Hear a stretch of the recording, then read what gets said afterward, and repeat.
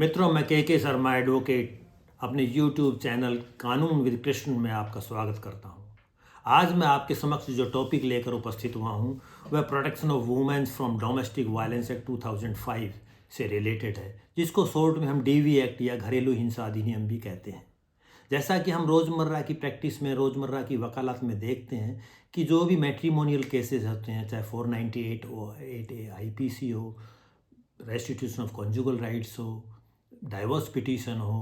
या 125 CRPC maintenance case हो, सभी के साथ डीवी एक्ट के केसेस ज़रूर लंबित होते हैं, जिसमें एग्रीव्ड द्वारा रेस्पोंडेंट्स के विरुद्ध डीवी एक्ट की शिकायत भी, एप्लीकेशन भी दी जाती रही है। तो ऐसा ही एक मामला honourable Punjab and Haryana high court के समक्ष निस्तारण हेतु आया था, जिसमें 482 CRPC के तहत एक पिटीशन फाइल की गई थी, जिसमें प्रेयर की गई थी कि उनके पिटिशनर व उसके परिवारजन, उसके मित्रजन तथा दूर दराज के रिश्तेदारों के विरुद्ध डीवी एक्ट के विरुद्ध जो कार्रवाई प्रारंभ की गई है, जो कार्रवाई शुरू की गई है, उसको क्वैश किया जाए, उसको निरस्त किया जाए। उस पिटीशन को निर्धारित करते हुए honourable Punjab and Haryana high court ने के समक्ष कुछ बिंदु आए थे। जो मुख्य रूप से जो बिंदु थे उसमें ये थे कि whether petition under 482 CRPC is maintainable in the high court against DV act cases in the proceedings before magistrate, whether proceedings under DV Act are civil proceedings or criminal proceedings, whether a petition filed, whether a application filed under DV Act is a complaint as defined under section 2D of the CRPC। इसके साथ ही अन्य कई बिंदु भी थे जिनको निस्तारित करते हुए honourable Punjab and Haryana high court ने ऑनरेबल सुप्रीम कोर्ट द्वारा विभिन्न मामलों में जो फैसले दिए गए थे, जो सिद्धांत प्रतिपादित किए थे, उनका भी मनन किया गया। तथा मुख्य रूप से जो ऑनरेबल सुप्रीम कोर्ट के जो जजमेंट थे, कामाक्षी वर्सेस लक्ष्मी नारायण, अदालत प्रसाद versus Ruplal Jindal, कुनप्पा Reddy versus कुनप्पा Reddy, Suvarna Kumari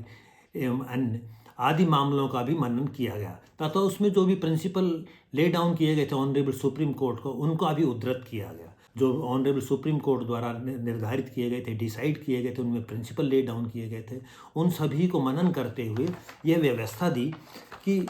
application under DV act is not a complaint as defined under section 2D of the CRPC। वह उसको कंप्लेंट ट्रीट नहीं किया जा सकता। It is a application which is purely in the civil nature. DV act में cognizance नहीं लिया जाता है तथा उसमें नोटिस इशू किया जाता है, जबकि कंप्लेंट केसेस, जो क्रिमिनल कंप्लेंट होती है, उसमें कॉग्निजेंस लिया जाता है, जबकि जो डीवी एक्ट केसेस है वो प्योरली सिविल नेचर के होते हैं। दूसरा यह भी अभी निर्धारित किया गया कि डीवी एक्ट में जो है 482 CRPC की पिटीशन लाई नहीं करती है। Honourable Punjab and Haryana high court ने यह भी निर्धारित किया कि डीवी एक्ट केसेस में जिन मामलों की appeal district and sessions court में सेक्शन 29 के तहत की जाती है, उसके विरुद्ध से आर्टिकल 227 में पिटीशन फाइल की जा सकती है, उसको क्वैश कराने के लिए या उसके विरुद्ध उसको निरस्त कराने के लिए। तथा ये व्यवस्था दी कि ये प्योरली एक सिविल नेचर का मामला है, जिसमें पक्षकारों को उपस्थित होने की आवश्यकता नहीं है यदि उनका रिप्रेजेंटेशन उनके एडवोकेट्स के द्वारा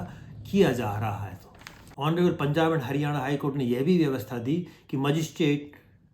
डीवी एक्ट के तहत दायर की गई प्रार्थना पत्रों पर, एप्लीकेशंस पर माइंड अप्लाई करे तथा उसमें जो रेस्पोंडेंट्स के रूप में नाम लिखा दिए जाते हैं, जो कि दूर दराज के रिश्तेदार होते हैं, जिनका डोमेस्टिक वायलेंस से कोई दूर दूर का वास्ता नहीं होता है, ऐसे लोगों को नोटिस जारी ना करें तथा नोटिस जारी करने से पूर्व अपना मामले पर जुडिशल माइंड अप्लाई करें। मैकेनिकल मैनर में नोटिस जारी नहीं किया जाना चाहिए। मित्रों, ये जो honourable Punjab and Haryana high court ने जो अपनी व्यवस्था जिस पिटीशन को डिसाइड करते हुए दी थी, उसका टाइटल था Jaspal Kaur alias Pinky and others versus state of Punjab and others. मित्रों, honourable Punjab and Haryana high court के इस जजमेंट को आप डिटेल में पढ़ना चाहते हैं तो लिंक इसका डिस्क्रिप्शन बॉक्स में दे दिया गया है, वहाँ से आप इसको पढ़ सकते हैं। जानकारी आपको कैसी लगी कृपया कमेंट करें, वीडियो को लाइक व शेयर करें, चैनल को सब्सक्राइब करें। Thank you. जय हिंद, जय भारत।